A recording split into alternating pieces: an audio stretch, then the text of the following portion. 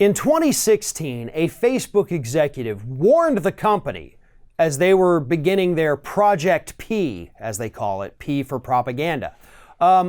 Anyway, this executive warned other executives and higher-ups at Facebook that, hey, if we go through with this and we purge accounts or purge websites from posting on our site that are spreading misinformation and propaganda, then this is going to disproportionately hurt the Republican Party. And then, of course, we'll be viewed as being, liberally biased, and that's eventually going to hurt us.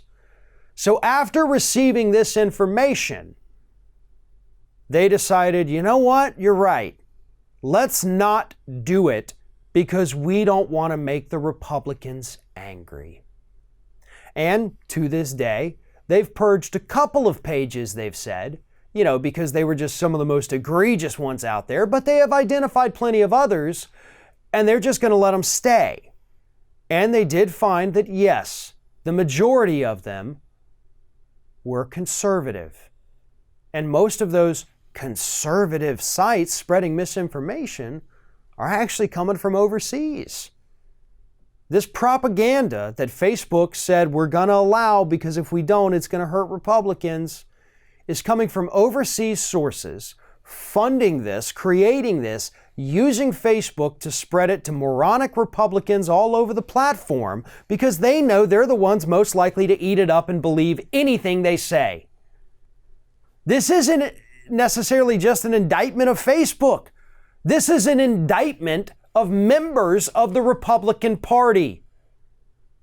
They think you're stupid. And I'm talking about the overseas countries, the overseas businesses who create fake information, share it on Facebook because they know you're going to eat it up because you're not going to check it. And every time you click share, every time you add a comment saying, oh, hell yeah, you're proving them right. I want you to understand something. I am not sitting here calling you stupid.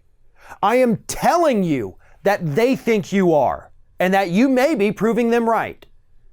On top of that, Donald Trump, as I have said in the past, thinks you're stupid because he goes up to you, lies to your faces, and we have seen interviews after his rallies where they say, yeah, I know he wasn't telling the truth about this, but I'm still going to believe it.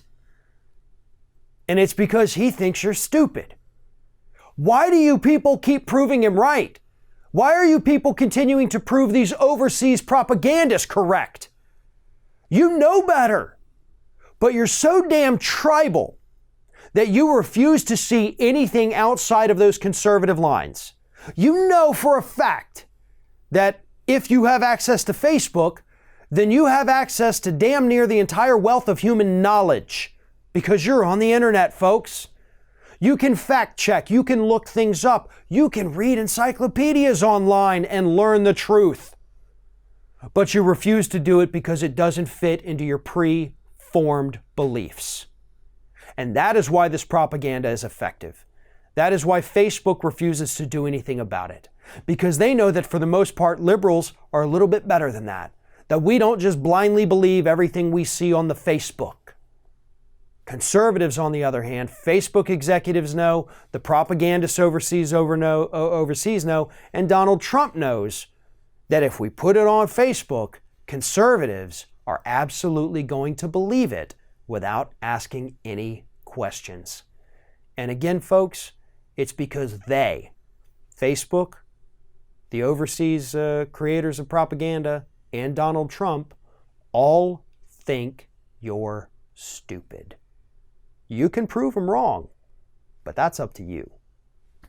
Hey everyone, you know what this is. It's the end screen, where I'm supposed to beg you to like, comment, share, and subscribe for more content from Ring of Fire. But what I really want to do is ask you to consider becoming a member for more exclusive content and perks, including early access videos and exclusive videos. Check out the link in the description or go to youtube.com/theringoffire/membership.